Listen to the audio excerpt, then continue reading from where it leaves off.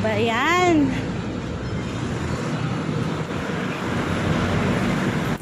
Ay, ayan.